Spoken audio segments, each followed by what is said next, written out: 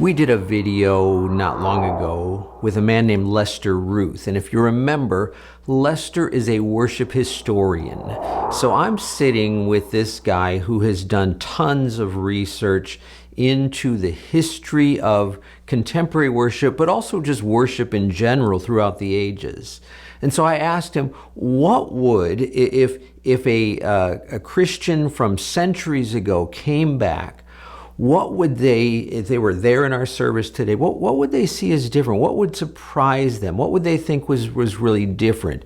And he had a couple of really thought-provoking responses to that. Oh, I think Christians from the past, and by past I mean not just the last 100 years, but the last 2,000. Christians have been at this task of worshiping the God revealed in Jesus for about 2,000 years now. I think there'd be two big things that would surprise them.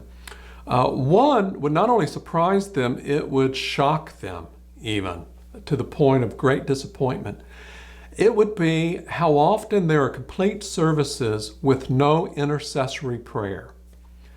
If you take a look at the long history of worship, both in the very earliest centuries, even through the Middle Ages, the Reformation, up until recently, there was almost always at least one, if not multiple, substantial intercessory prayers in the service. Christians, to fulfill their royal priesthood, prayed for other people, prayed for the entire world. I sometimes like to ask students, how broad is the lordship of Jesus Christ?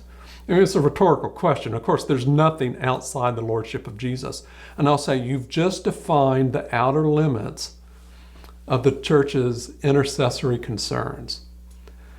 And that's a little shocking to them because they're used to services, particularly in services like mine, one of our prayer concerns and notes of joy, and it's always very closed circuit. It's ourselves, people we love, and people we're related to take on the task of praying for the entire world, which is, I think, part of what being a priesthood is about. To take on that task is often lost, and that's where the slippery slope is. That's a terrible thing because the Bible's really clear about priesthoods that are only concerned about themselves. If Christians from the past came to one of our services today, I think one of the things that would also surprise them is how marginalized God the Father is, particularly during the worship set itself. I hate to say this, I hate to go into a service and be the liturgy police, but as a historian of worship, I do notice some things. And one of the things is a contrast. If I take a look at any of the older forms of worship, God the Father expressly and explicitly is the main recipient of prayer and worship. When God is named, his name is Father. Okay? I go into a lot of services now, and because of the emotional quality of the music, I think, the whole worship set will be very closely fixed on Jesus, which I'm not arguing about whether it's appropriate to worship Jesus. Obviously, it is. But so much so that it marginalizes God the Father. Even the way salvation is portrayed sometimes in worship sets, it is as if humanity has been saved by Jesus alone. He does it and then just kind of hands it over to the other two. But if you look at the New Testament very closely, it will portray the whole economy of salvation, to use an ancient term, as a cooperative effort of God the Father working through Jesus Christ in the power of the Holy Spirit. That's the way the apostles talk, and that was the apostolic perspective that was mainstay in the long history of worship. So Christians from the past came to a service today, they might be surprised by how marginalized God the Father is.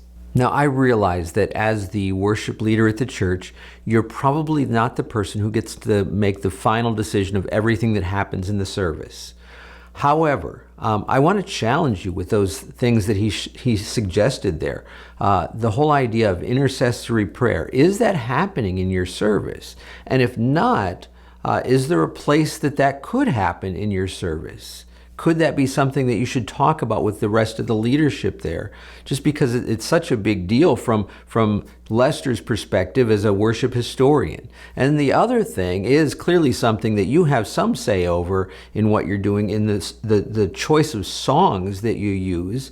Are we using songs that have a focus on the Father? It seems to me that there's a lack of those today. And so I want you to think about that idea and challenge you a little bit to maybe look for those that would make a difference and help point us, bring that balance back, if you will, to focusing on the Father. Brought to you by myworshipleadingcoach.com. Helping you to be more fully equipped as a worship leader.